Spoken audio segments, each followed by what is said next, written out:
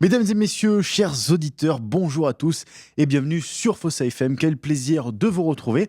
Alors aujourd'hui, on va vous amener un voyage, mais pas n'importe lequel. Imaginez-vous partir de Fos-sur-Mer en France et traverser des milliers de kilomètres en autostop ou encore en bus, en cargo, à pied jusqu'à Los Angeles. Une aventure hors du commun, remplie de rencontres, de paysages incroyables, de moments de galère, mais aussi de belles surprises. Et c'est exactement ce qu'a vécu notre invité du jour, The French Explorator. Sur les réseaux sociaux, il partage ses voyages et ses expériences avec une approche unique, sans avion, au plus proche des habitants et des cultures qu'il découvre. Aujourd'hui, il est avec nous pour nous raconter son périple, ses moments les plus forts, mais aussi les défis qu'il a dû relever et tout ce qu'il a appris sur la route. The French Explorator, bienvenue sur Fossa FM. Eh ben, bonjour, merci pour cette invitation, ça me fait super plaisir et j'ai hâte de vous expliquer, raconter ma petite aventure. Exactement, plaisir partagé. Pour commencer, est-ce que tu peux nous expliquer comment est née cette idée un peu folle de rallier Los Angeles sans avion? Je saurais pas comment dire vraiment comment m'est venue cette idée, mais en fait, j'étais sur mon lit en train de regarder mon plafond, j'ai des petites étoiles sur mon plafond et je suis un rêveur. Et du coup, je me suis dit, et si j'allais à Los Angeles sans avion? Et du coup, je me suis lancé, quoi, je me suis dit, allez. J'ai besoin de défis, j'ai besoin de pimenter ma vie, je suis jeune, j'ai besoin de m'ouvrir sur le monde. Et c'est pour ça que je me suis lancé dans ce défi fou. Mais c'est vraiment une idée qui m'a traversé la tête comme ça. Ça aurait pu être Marseille-Mulhouse sans avion. Ben non, ça a été Marseille-Los Angeles. Exactement. En tout cas, on va vous faire découvrir tout ce périple du début jusqu'à la fin. Mais avant de commencer, alors, est-ce que tu peux te présenter rapidement pour ceux qui ne te connaissent pas encore? Alors, je suis Enzo Terranova, j'ai 24 ans, je suis de Fos-sur-Mer. Et, et voilà, j'adore les voyages, j'adore rencontrer des gens, j'adore me défier. Et j'en suis là à l'heure d'aujourd'hui. Quel était ton objectif principal en entreprenant ce voyage? C'est-à-dire, quelle était l'idée principale de faire ce voyage sans avion? Ben, en fait, quand je me suis lancé ce voyage, c'était vraiment parce que je voulais voir les kilomètres évoluer, genre, enfin, au fil des kilomètres, voir les paysages évoluer et voir comment elle était faite la planète. Et du coup, ben, c'était incroyable de voir l'évolution, de passer par la Russie, ça change, après ça devient des steppes, après la Chine, ça commence à devenir tropical, l'Asie du Sud-Est, pareil. Et c'est différent que de prendre un avion, parce qu'un avion, on décolle d'un point A à un point B, et on n'est pas nécessairement immergé réellement dans la culture. Là, je traverse des pays, je rencontre des gens différents, de la nourriture différente. Enfin, c'est pour ça que j'ai fait ça. Puis il y avait aussi ce côté environnemental, Bien empreinte sûr, carbone, bien sûr, qui était tout à important. fait. Très bien. Alors, comment tu t'es préparé au tout début de cette aventure avant de partir? Tu avais, il me semble, un itinéraire bien précis en tête, mais aussi tu as dû malheureusement te laisser porter par les opportunités, il me semble. C'est ça, c'est ça. À la base, j'avais prévu donc de faire Marseille-Chine et après d'embarquer sur une cargo en traversant l'océan Pacifique et en arrivant à Los Angeles. Sauf que ben, ça s'est pas passé comme prévu du tout puisque je suis allé jusqu'en Chine et, euh, et j'ai pas pu traverser en cargo, j'avais pas trouvé, j'ai eu que des refus. Donc je me suis dit, ben, je vais pas rester en Chine vitam aeternam et donc je vais prendre la route de l'Asie du Sud-Est. Et du coup, je me suis retrouvé à faire tous les pays d'Asie du Sud-Est. Et après, par la suite, quand j'ai finalement trouvé pour traverser un cargo, ben, c'était pas du tout l'itinéraire prévu, puisque du coup, je suis parti du Japon jusqu'à Halifax au Canada, sauf que c'est côté Atlantique, ça veut dire qu'en fait, je suis parti de l'Asie, j'ai retraversé la planète pour aller de l'autre côté. Enfin, c'était vraiment pas du tout prévu cet itinéraire-là. Il y a eu pas mal de rebondissements, Ouais. justement, au niveau des cargos aussi, par rapport à des problèmes de visa. Est-ce que tu peux un petit peu plus nous expliquer cela? Ouais, alors en gros, je devais, premièrement, dès que j'ai trouvé à traverser un bateau sur un bateau cargo, je devais embarquer en Corée du Sud jusqu'à Vancouver au Canada et ça devait durer seulement 16 jours et c'était rapide. Je traversais le Pacifique, je faisais ce que j'avais prévu, donc traverser l'océan Pacifique. Sauf que j'ai patienté 15 jours en Corée du Sud et en fait, le fait que je sois touriste, je pouvais pas embarquer sur un bateau cargo parce que c'est un navire commercial. Au niveau des douanes coréennes, ça bloquait. Donc je me suis retrouvé en Corée du Sud, à attendre pour rien et dégoûté quoi, de me dire: «Purée, mais je suis venu là pour rien, j'ai fait tout ça pour rien, c'est quoi la suite?»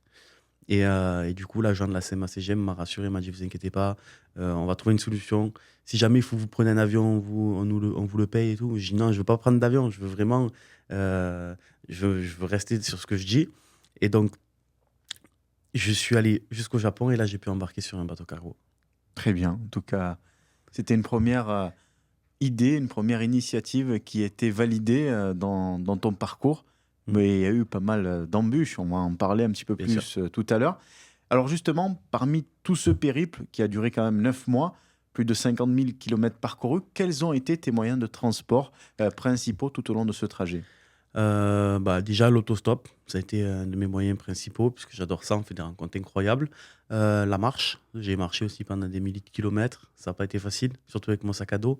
Le train aussi. Le train, c'est un moyen de transport que je n'avais pas l'habitude de prendre auparavant, mais je trouve ça vraiment incroyable. Les paysages, le confort dans certains trains, comme le Transsibérien, et ça, c'est incroyable.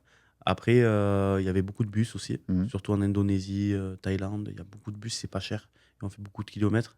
Et Camping-car aussi, il me ouais, semble. ouais, c'est un camping-car, un camion de pompiers aménagé en camping-car. Ouais. Ça, Mhm. c'était une partie aussi incroyable de mon périple, qui Et est, qui est juste récente en fait. Ça fait pas si longtemps c'est que ça. ça. Des camionneurs aussi qui t'ont... Ouais, ouais, des camionneurs, des motos. Il aurait manqué les chevaux, les ânes. C'est vrai que j'aurais aimé, mais j'ai pas eu cette occasion-là quand même. Peut-être pour un autre projet, qui Ouais, sait. peut-être. Alors justement, pendant tout ce périple, j'imagine que tu as rencontré des difficultés pour convaincre les automobilistes, entre autres, ou encore les conducteurs de camions de te prendre en autostop.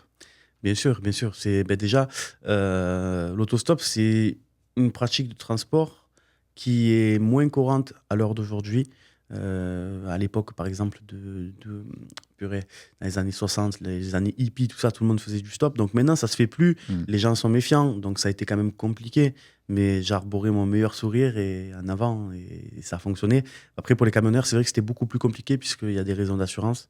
Ils sont assurés seulement pour eux et leurs marchandises, pas nécessairement pour des passagers. Donc ça a quand même été compliqué de négocier ça, mais parfois ça le fait. C'est ça. Puis Mm. aussi, évidemment, les cargos qui ont été vraiment un réel challenge, hein. Ah purée, franchement, monter sur un cargo, tout le monde me disait que c'était impossible. Moi-même, je me suis dit, je vais jamais y arriver, mais j'avais toujours cette petite part en moi qui me disait, je vais réussir. Et ça, c'est vrai que ça a été un beau moyen de transport, une très belle expérience. Et j'ai eu une très belle chance, une très belle opportunité par rapport à ça. J'imagine. Alors, est-ce que tu peux maintenant nous raconter une journée type pendant ton périple? La journée type de Zozo en voyage, c'est de me lever à 9 h ou 10 h du matin, de prendre la route à midi. Je me levais super tard à chaque fois. Et de me dire, bon, ben alors là, je vais cette direction-là, et il faut que je trouve un moyen d'y aller. Est-ce que je vais y arriver? Si j'y arrive pas, est-ce que je dors dehors? Est-ce que je vais toquer chez les habitants? Donc, c'était vraiment, moi, mes journées type, en fait, c'était surtout essayer d'avancer, Hmm. essayer d'avancer, essayer d'avancer. Mais je laissais beaucoup place aux imprévus.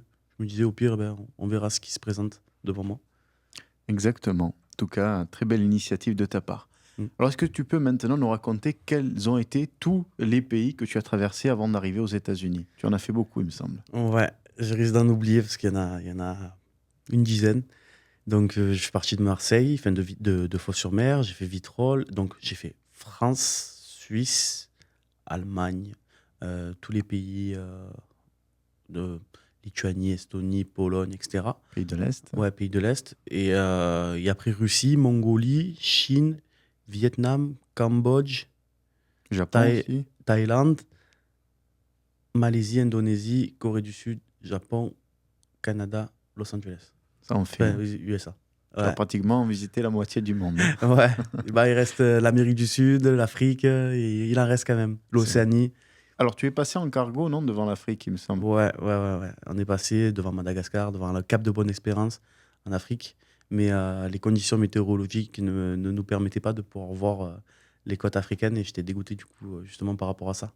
Eh oui. Bon, pour un autre périple. Voilà. Et justement, y a-t-il un pays qui t'a particulièrement marqué, soit par ses paysages ou bien sa culture, l'accueil des habitants?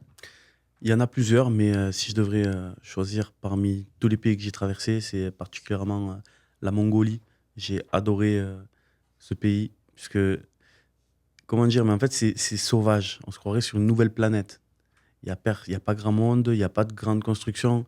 C'est des grandes steppes, des grandes plaines. Et c'est magnifique, c'est vert, c'est très beau. Les nomades sont super accueillants. Et dès qu'ils vous voient, ils vous invitent nécessairement pour aller boire du lait de jument, de goûter des fromages. Mais c'est incroyable. Non, c'est incroyable. Même s'il y a la barrière de la langue, qui ne parle pas anglais du tout, eh ben, on se comprend avec les regards, avec les expressions. Ça le fait. C'était incroyable. La Mongolie, j'ai particulièrement adoré. Ouais. Oui, il y a ce côté vraiment social, aider Mm. l'autre, Bien etc. sûr, très important parce que la Mongolie, c'est un pays avec un climat extrême. Mhm. Donc, ils ont ça dans leur sang d'aider leurs prochains, toujours, de les accueillir, de leur donner à manger, de les faire dormir chez eux, peu importe qui tu sois. Et ça, j'adore. J'imagine. Ouais. Et justement, pendant tout ce périple, est-ce que tu as vécu des rencontres marquantes? Il me semble qu'il y en a plusieurs, avec des locaux ou encore d'autres voyageurs. Il me semble qu'il y avait aussi d'autres personnes impliquées sur d'autres thématiques que tu as pu rencontrer. Bien On va en sûr. parler. Et aussi peut-être une personne qui t'a particulièrement aidé ou inspiré. Alors, il y a eu des très très belles rencontres, il y en a eu énormément. Je les ai peut-être pas toutes en tête, mais ouais, j'en ai eu et surtout des locaux, comme au Vietnam, mon pote qui vendait des banh mi. Ça a été une très belle rencontre, un mec que juste j'ai rencontré comme ça parce qu'il vendait des banh mi, il était souriant, on a discuté, on a accroché de suite. Et du coup, il m'a fait visiter toute la ville, il voulait rien que je paye, tout ça. Je disais, mais purée, non, laisse-moi t'inviter. En plus, ça coûte pas cher au Vietnam, donc je peux Mhm. t'inviter. Et un mec incroyable, je me rappelle, j'ai voulu offrir une petite peluche à sa fille. Et il m'a dit, ouais, vas-y, ben, on va aller l'acheter. Mais c'est moi qui l'achète parce que au moins, il va pas te faire le prix de touriste. J'ai dit, allez, ça va. On y va, il la paye. Et je lui ai dit, ben, combien je te dois? Il me dit, non, non, tu me dois rien et tout. J'ai dit, mais t'es bête. J'ai dit, c'est pour faire cadeau à ta fille. Je voulais pas te le dire, mais je voulais faire cadeau à ta fille. Donc, dis-moi combien ça coûte. Il me disait, non, non, non, tu me donnes juste la moitié des sous et tout. Je dis, non, je veux te payer en entier, c'est un cadeau. Et un mec incroyable. Genre, c'est les gens qui ont le moins qui donnent le plus. Exactement. Tu as rencontré pas que ça, tu as participé à des clips Ouais, du côté de Bali, il me semble. c'est ça. C'est Voilà, ça. donc avec un rappeur. Mm. Tu as fait aussi des rencontres avec d'autres personnes, un couple, il me semble que c'était en Thaïlande, qui était impliqué sur les Oui, déchets. ouais, Est-ce que ouais, tu ouais. peux nous en dire plus? Ouais, alors, bon, déjà pour Bali, j'ai rencontré le rappeur ZKR. Très gentil, un mec en or. On a passé une dizaine de jours ensemble. On a eu un bon feeling parce qu'à la base, je devais juste leur filer un petit coup de main pour trouver, faire fixeur, en gros, trouver pour louer une voiture, des endroits pour tourner, tout ça. Et comme je connaissais bien Bali, je me suis porté garant pour les aider. Et on a très bien accroché. Du coup, on a passé 10 jours ensemble et c'était un mec incroyable, lui et son ami. Et voilà. Et après, pour ce qui concerne la Thaïlande, ouais, j'ai rencontré un couple de Français et des French Cleaners, ils s'appellent. D'ailleurs, si vous les regardez sur Instagram, sur leur page, ils font du bon contenu, ils méritent plus de visibilité. Et ils ramassent les déchets, en fait, pour montrer, pour sensibiliser les Thaïlandais, parce que c'est pas comme chez nous en Europe. En Asie, ils ont aucune sensibilisation vis-à-vis des médias, etc., pour ramasser les déchets, donc c'est le bordel. Il y a de tout partout, les plages sont remplies de déchets, il y en a partout. Mhm. Et du coup, eux, en fait, ils font des lives TikTok et, euh, et ils ramassent des déchets. Ils sensibilisent les gens. Et je trouve ça vraiment incroyable. C'est bien. Et à la On fin a de besoin. ton parcours aussi, des Français, il me semble, est-ce que tu peux nous dire Marseillais même, hein? Ouais, ouais, ouais, ouais. Vaillant, il s'appelle d'ailleurs. Et c'est un vaillant, c'est le cas de le dire. Et il a sa femme, Jess. Et ils m'ont hébergé en fait dans l'Oregon. Et des gens incroyables. On a fait du vélo électrique, on a tiré à la Kalachnikov. Enfin, c'était incroyable. Je me suis régalé. Ça m'a reboosté. Mhm. J'ai passé 5 jours avec eux. Ça m'a reboosté pour la dernière ligne droite pour arriver à Los Angeles. Très bien, en tout cas, de belles rencontres. Ouais. Alors maintenant, est-ce que tu peux nous partager une ou plusieurs anecdotes drôles ou improbables qui t'est arrivé sur la route? Il y avait le désert du Gobi, je crois que ça t'avait marqué. Ouais, ouais, ouais, ouais, ça c'était pas si drôle que ça, mais Hum. ça a été un moment qui m'a particulièrement donné une leçon de vie sur le fait de garder mon sang-froid. C'est quand, ouais, quand je me suis retrouvé dans le désert de Gobi, que j'étais tranquille, en caleçon, dans mon sac de couchage, au milieu de nulle part, au milieu des têtes de mort de chameaux. Et d'un coup, en fait, je suis dans ma tente et j'entends le sable qui frappe à la tente, mais doucement, doucement. Et en fait, au fur et à mesure, ça montait en puissance. Et au bout d'un moment, j'ai commencé à avoir du sable dans la bouche, ça croustillait. C'est bizarre que ça croustille comme ça. Comment il rentre le sable? Et je me dis, bon, je vais regarder. J'ouvre la tente, je regarde et je voyais, il y avait un gros mur de sable. Je me suis dit, purée, là, comment je fais? Est-ce que je reste dans ma tente, j'attends? que ça passe ou est-ce que je pars? Et au début, je me suis dit: «Bon, je vais rester et tout». Et en fait, au fur et à mesure, la tente, elle se couchait sur moi et je voyais plus rien. J'étais presque en train de m'étouffer et tout. C'était vraiment violent. Et donc, là, j'ai appris à garder mon sang-froid. Je me suis dit: «Il faut pas que je pète un plomb, faut pas que je me laisse surprendre par, la nature, faut que je garde mon sang-froid, faut que je prenne ma tente, que je la range et je m'en vais». Il était minuit, j'étais très fatigué, je venais de faire 10 heures de route à moto, j'étais épuisé et je me suis dit: «Allez, je prends ma moto, je roule jusqu'à ce que je trouve un abri». Et j'ai fait 200 kilomètres, 2 heures de route et le seul abri, c'est ouf parce que j'ai l'impression que c'est relié. C'était un container au milieu du désert de Gobi. Il y avait un container au Mm. milieu d'une étendue. Le seul container de Mongolie. C'est Ouais, ouf. faut le faire. Puis, Et justement, mon container, faut après être sur un porte-container. c'est vrai. C'est dingue. Et puis il y avait aussi le souci du carburant aussi, il me semble. Bien sûr. Ah bah oui, puisque la Mongolie, c'est un pays très sauvage. Et donc, les stations essence, c'est pas ce qui court les rues. Eh oui. Et Donc, d'autres anecdotes un peu plus sympathiques à nous faire part? j'en ai pas dans la tête qui me viennent réellement. Parce que c'est vrai que j'ai eu tellement de bons moments que j'oublie. Bon, J'ai oublié. Là, je sais pas, il y en a eu tellement des moments incroyables. j'imagine. On va parler alors des moments un peu moins joyeux, car à certains moments de ce périple, tu as traversé des moments de doute, de découragement. Comment les as-tu surmontés? Et puis, est-ce que tu peux nous en faire part? Ben, bien sûr, c'est difficile, surtout d'être loin, hors de sa zone de confort. Il y a la fatigue, il y a le manque d'argent, il y a le climat. Et il y a eu des moments où ouais, je me disais: «Qu'est-ce que je fais là? Qu'est-ce que je fous? Il faut que je rentre». Et du coup, par exemple, au Canada, quand j'ai voulu traverser le Canada, je voulais le faire en stop parce que c'est hyper cher, le Canada. Et donc, je l'ai dit à un Français, un couple de Français qui m'ont hébergé à Halifax quand je suis arrivé en cargo. J'ai dit: «Je veux traverser le Canada en stop, tout ça, maintenant». Et le type, il m'a dit: «Mais tu complètement fou, il fait très froid au Canada, c'est pas le froid de chez nous. Fais attention, le fais pas. Moi, je te conseille, prends le train, prends un covoiturage, mais fais pas de stop». Et moi, je suis jeune, c'est rentré par une oreille, sorti par l'autre. Et je suis quand même parti, j'ai commencé à faire du stop à Halifax. Je suis resté toute la matinée. J'avais froid, très froid, très froid. Et en plus, le truc, c'est que quand on fait du stop, faut pas paraître cagoulé, faut montrer sa tête. Du coup, ça veut dire que j'avais hyper froid, parce que j'avais juste mon bonnet, Mhm. une vite fait un peu une cagoule jusqu'ici. Et voilà. Et donc, j'ai essayé le stop, ça marchait pas. J'étais découragé. Je me suis dit: «Qu'est-ce que je fous là?» Et donc, du coup, je suis allé jusqu'à l'aéroport de Halifax. Et là, je me suis dit, j'ai appelé ma famille, je suis resté 3 4 heures, je savais plus quoi faire. Est-ce que je rentre? Est-ce que je rentre pas? Qu'est-ce que je fais?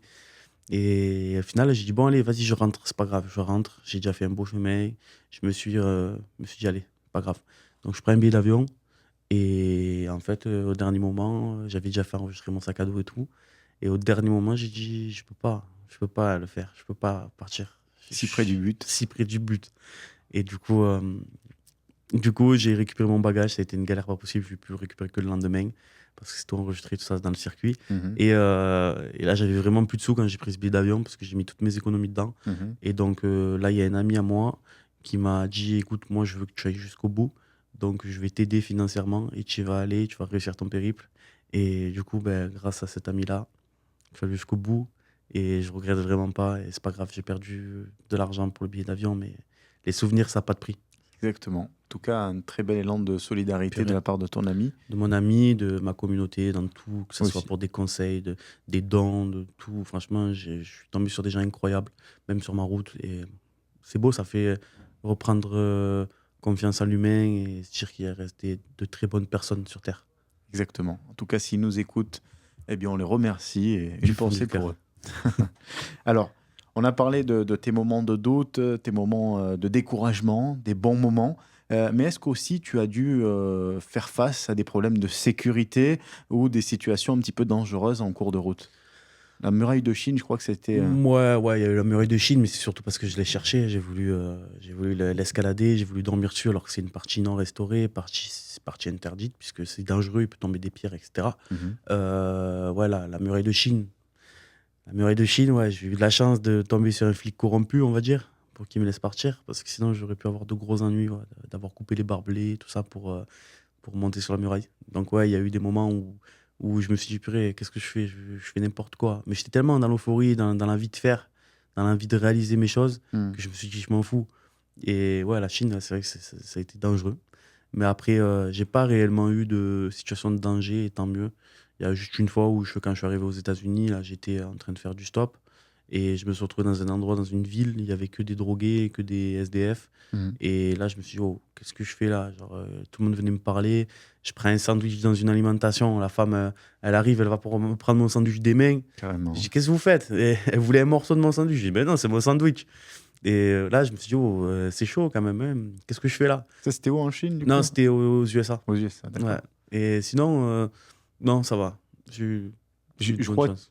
justement, du côté de Los Angeles, il y a eu des bagarres, etc., que tu as pu assister. Ouais, ouais, ouais, ouais. Ah ben, c'est les États-Unis, quoi. C'est fou. C'est fou. Ouais. Moi, en fait, mon truc, c'est que j'aime bien m'immerger vraiment dans la population, dans les pays que je visite. Je viens pas juste pour prendre un avion ou pour aller dans un hôtel et voilà. Et les seuls locaux que tu côtoies, c'est les dames de ménage ou les serveurs. Non. Moi, je veux vraiment voyager, prendre le bus, être chez les locaux, être dans leur élément. Et c'est pour ça que ouais, j'étais avec les fous Hmm. avec les fous des États-Unis, quoi. Les mecs qui vivent dans les tentes et tout, ouais, c'est un pays de ouf. J'imagine. Bon, en tout cas, tu as réalisé ton rêve, hein. Ouais. Et justement, quel a été le plus grand défi logistique de ton voyage entre les visas, les passages de frontières, la nourriture, l'hébergement? Le cargo, peut-être? Ouais, ouais, je pense que ça a été surtout le bateau cargo, puisqu'en fait, si j'aurais pas eu cette opportunité-là, ben, je sais pas ce que j'aurais fait. Hmm. Je serais resté en Asie et si j'aurais dû prendre un avion pour aller à Los Angeles, ben, ça servait à rien, quoi. Je rentrais en France en avion, tant qu'à faire. Donc ouais, ça a été surtout le cargo, logistiquement. Mais après, sinon, tout ce qui était nourriture, hébergement, tout ça, je me faisais pas de soucis par rapport à ça. Et niveau logement, nourriture, tu arrivais à t'en sortir en dormant chez l'habitant, des fois à l'extérieur, et puis en achetant des petits sandwichs. Voilà, c'est ça. Donc, généralement, moi, je dormais chez l'habitant ou je dormais dans ma tente. Après, quand j'étais en Asie du Sud-Est, c'était vraiment pas cher le logement. Je pouvais trouver des chambres d'hôtel à 5 ou 10 euros la nuit. Donc, ça, c'était super. Je pouvais prendre une douche, laver mes vêtements, charger tout mon matériel. Donc, ça, c'était parfait. Mais ouais, il y a eu des moments où je dormais dehors, où je dormais dans des arrêts de bus, dans des endroits où tu fermes pas vraiment les yeux de la nuit. Et voilà. Et après, pour la nourriture, je faisais petit. Mhm. Après, en Asie, tu manges pour 2 euros, donc ça va, je pouvais manger à ma faim. Ouais, Mais des fois, j'allais dans les restaurants, j'expliquais ce que je faisais, on m'offrait à manger, et voilà, ça le faisait. exactement. Et justement, en traversant autant de pays, quelles traditions t'ont le plus surpris ou émerveillé? On en avait déjà parlé lors des interviews précédentes, mais est-ce que tu peux nous redire quelques traditions qui t'ont marqué? En termes Ben, culinaires ou... ouais, ben, culinairement, c'est l'Asie, hein. L'Asie, alors déjà, il y a des pays où on mange très bien, mais il y a des pays où on mange bizarrement, très bizarrement. Par exemple, la Mongolie, leur truc, c'est qu'ils aiment beaucoup faire du fromage de jument, c'est le cheval, enfin, la Mhm. femelle du cheval, du lait de jument, ça c'est chelou. Au Cambodge, c'est du riz, du bœuf, du riz au bœuf avec des fourmis rouges. Ouais. Euh, le Vietnam, ils aiment bien manger du chien. Enfin, moi, j'en ai pas mangé, mais j'en ai vu griller. C'est des trucs de ouf. Du scorpion, des insectes, des Tu choses avais comme goûté ça. d'ailleurs, il me Ouais, semble. ouais, j'ai goûté ça, le goût du crabe. Ouais, Je sais pas s'ils avaient rajouté des épices dessus pour que ça ait ce goût, mais on dirait du crabe. d'accord. Mais ouais, il y a quelques petits trucs spéciaux. Après, après, chaque pays a ses spécialités, et ses choses insolites. Comme chez nous, hein, par exemple, nous, on a des escargots, ben, ça choque les étrangers quand on leur dit, et ils disent, ouais, ben, vous, en France, vous mangez des escargots. Ah ouais, Donc c'est vrai, c'est vrai. chacun a son niveau juge et il se dit, bon, ce pays, il mange là, il mange ça. Et pour certains, c'est normal, et pour d'autres, c'est pas normal. C'est vrai. Alors, quels paysages t'ont le plus marqué tout au long de ton aventure? Et est-ce que tu peux nous faire part de lieux à visiter, justement, parce que tu nous as fait voyager à travers ce périple? Eh ben, alors, en fait, partout c'est beau. Partout c'est beau. Après, moi, j'ai une préférence quand même pour les forêts. Oui. C'est pour ça que j'ai adoré, par exemple, le Canada. Magnifique. Et je Mhm. pense que je retournerai en été parce que l'hiver, c'est rude. Euh, Ça dépend vraiment de ce que vous aimez, mais l'Indonésie, très beau, très belles îles, très beau pays, magnifique, très sauvage, sauf Bali. Si vous allez à Bali, évidemment que c'est trop touristique. Mais il y a de beaux endroits sur Terre. La Mongolie, si vous aimez l'aventure.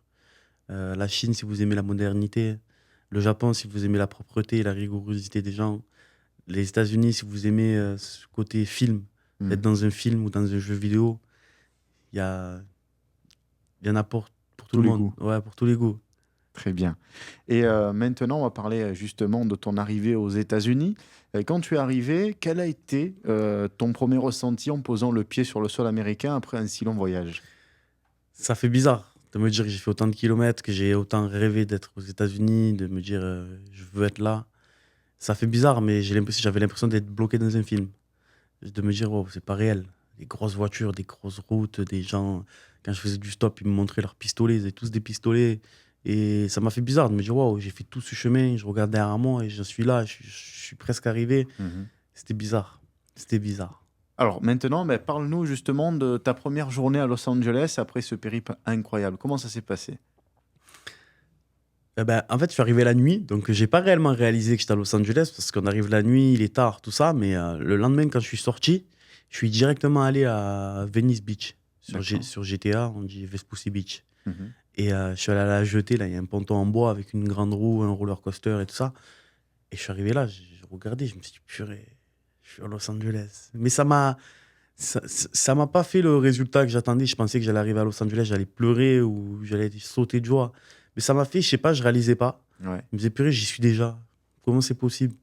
Comment c'est possible?» Ouais. Et après, au fur et à mesure des jours, je commençais vraiment à réaliser que je l'avais fait, que j'étais à Los Angeles et c'était incroyable. Je me suis régalé et j'ai passé des moments incroyables, rencontré de très belles personnes. Et d'un point de vue un peu plus large, en quoi ce voyage a-t-il changé ta vision du monde et ta manière de voir la vie? Ben, ça ça m'a changé la vision du monde, ça m'a fait surtout, pardon, reprendre confiance aux humains, comme je disais précédemment et ça m'a donné encore envie, encore plus de faire de nouvelles aventures, de me surpasser et surtout de croire en mes rêves. Très important, ça, c'est la phrase que je répète tout le temps et je suis content parce que je suis allé jusqu'au bout. Moi, j'ai toujours été un jeune, je me suis lancé des choses, j'ai toujours entrepris des choses, je me suis jamais allé jusqu'au bout et j'étais déçu par rapport à ça dans ma vie. Et là, avec ce défi, je sais que je suis allé jusqu'au bout et là, ça va me donner la motivation de faire plein de choses dans la vie. Maintenant, j'ai la niaque et je suis content. Ça m'a fait que du positif. Vraiment, moi, si je peux conseiller nos auditeurs, c'est de se lancer des défis. On ne sait pas si on sera là demain. C'est vrai, Et il faut vraiment profiter, il faut vraiment se lancer. Et le premier pas, c'est le plus dur. exactement. Puis tu as gagné en maturité aussi, Ah, bien j'imagine. sûr, bien sûr, bien sûr. Savoir comment on vit quand on est en galère, Ah ouais, c'est ça, parce qu'on n'a pas forcément, hein, ce truc-là, on ne le vit pas. On a notre confort chez nous, mais quand on se retrouve voilà. affronté à la vie du quotidien compliqué, Bien sûr, bien sûr. Ah ouais, quand on est hors de sa zone de confort, c'est là on se surpasse, on se surprend. Et je pense qu'il faut au moins une fois dans notre vie se faire sortir de sa zone de confort, un petit moment, hmm, pour se découvrir. C'est important. exactement. Alors justement, quel conseil tu donnerais à quelqu'un qui rêve de faire un voyage similaire, mais qui hésite encore à se lancer? Et d'ailleurs, il me semble que tu as donné aussi cette envie à d'autres personnes qui te suivent. Ouais, ouais, ouais. J'ai donné cette envie à beaucoup de personnes et ça fait énormément plaisir de recevoir des messages comme dit je me suis lancé grâce à tes conseils, grâce à ta bonne humeur et ça fait plaisir. Pour moi, c'est comme si j'avais gagné au loto. C'est, et, euh, et moi, si je pourrais conseiller nos auditeurs qui nous écoutent là maintenant, croyez en vos rêves. Très important, croyez en vos rêves parce qu'on n'a qu'une vie. On n'a qu'une vie. Et, voilà. Et après, des petits conseils, surtout, avoir deux yeux devant, mais deux yeux derrière la tête quand on se lance. Faire Mhm. attention aux gens, jauger, juger quand on est dans des situations, vite s'écarter quand il y a des problèmes. Et voilà, en avant. Petite carte bancaire internationale, sac à dos, bouteille d'eau, et on y va. Il faut pas réfléchir trop longtemps. Et ça sera que des beaux souvenirs. Exactement. En tout cas, le message est passé. On te remercie. Et on va parler maintenant de ton actualité pour terminer. Est-ce que tu as d'autres voyages de prévus et une nouvelle aventure en préparation, j'imagine? Alors ouais, j'ai une nouvelle aventure en préparation sera prévue, je pense, pour mars, avril ou mai. Je sais pas encore en fait. Mais j'en dis pas plus pour le moment parce que c'est encore, comment on dit, en hiberne. En préparation? Voilà, voilà, en préparation. Et donc, en fait, mon prochain périple, si je peux vous donner quelques indices, ça sera un tour de France, D'accord. hum, comment dire, de la gastronomie. Et je veux montrer qu'il est accessible à tous de pouvoir se lancer des petits défis, de voyager, que ce soit en France ou à l'étranger, sans avoir des grosses sommes d'argent, sans avoir tout ça. Donc ça va être incroyable et ça va être au format YouTube, puisque je trouve que YouTube, c'est beaucoup mieux. On est plus connecté avec une audience que sur TikTok et Instagram, parce que juste on scroll et on oublie, et c'est pas pas ouf. En tout cas, hâte de découvrir ce nouveau projet. Tu seras le bienvenu à Fossa FM pour nous en faire part. Avec grand plaisir. Alors justement, tu parlais de YouTube. Pour finir, où est-ce qu'on peut te suivre, voir ton contenu pour revivre ton voyage à travers tes vidéos? Tu as fait de nombreux vlogs Bien où sûr. tu nous expliques un petit peu tout ce voyage. Est-ce que tu peux nous dire où est-ce qu'on peut retrouver tout ça? Alors, je dirais, à l'heure d'aujourd'hui, pour ce périple, Marseille-Los Angeles sans avion, c'était surtout sur Instagram que ça se passait. Donc, j'ai fait des bulles. Il y a les bulles, vous savez, sur le profil, les highlights. Et là, on voit Europe partie 1, Chine partie 1, Vietnam partie 2. Et là, on peut revivre tous mes moments, mes 9 mois de voyage, pardon. On peut tous les revivre, regarder les stories quand j'ai galéré, quand il y avait des bons moments. Et voilà, c'est surtout sur Instagram que je me suis concentré sur du contenu où j'étais le plus assidu tous les jours. Et puis, il y a YouTube aussi. Donc, sur YouTube, j'ai fait 3 vlogs où je traverse un cargo, je montre comment c'est, etc. Ça dure à peu près 1 heure, 45 minutes les épisodes. Et TikTok, mais bon, TikTok, c'est à peu près le même contenu que sur Instagram. Donc, si vous voulez, allez-y, ça fait plaisir. Mais je pense que je vais délaisser TikTok. Ça m'intéresse pas spécialement. Très bien. En tout cas, le message est passé. Peut-être pour finir, quelque chose à rajouter, Enzo, un dernier message pour nos auditeurs qui rêvent d'exploration et d'aventure. Eh ben, comme je répéterai toujours, croyez en vos rêves, tout simplement. Exactement. Eh bien, on arrive à la fin de cette interview passionnante avec The French Explorateur. Et franchement, quelle aventure incroyable, j'ai envie de dire, qu'on a pu suivre justement à travers cette belle aventure, ce beau périple de Fos-sur-Mer à Los Angeles, des galères, des rencontres inoubliables, des paysages à couper le souffle, qu'on vous invite à découvrir d'ailleurs, une vraie leçon de voyage et de dépassement de soi. Merci à toi d'avoir partagé ton expérience avec nous. C'est un vrai plaisir de t'écouter. Et puis avant de se quitter, est-ce que tu peux nous rappeler tes réseaux sociaux? Où est-ce qu'on peut te suivre pour voir toutes ces aventures et aussi tes futurs projets? Bien sûr. Alors, mon nom, c'est le même partout, The French Explorateur. Voilà. Tout, Et vous verrez un petit bonhomme orange, sur un fond orange, avec une grosse tête. tout simplement, le message est passé. Donc n'hésitez pas à le suivre de très près sur les réseaux sociaux. The French Explorateur, encore un grand merci à toi. Et puis on te souhaite plein de belles découvertes pour la suite. Quant à vous, chers auditeurs, si cette interview vous a donné des envies d'évasion, n'hésitez pas à le suivre, The French Explorateur, et pourquoi pas vous lancer dans votre propre aventure. Merci à tous d'avoir été avec nous. Et puis on se retrouve très bientôt pour une nouvelle émission. À très vite sur Fossa FM. Mettez un like et partagez et commentez la vidéo.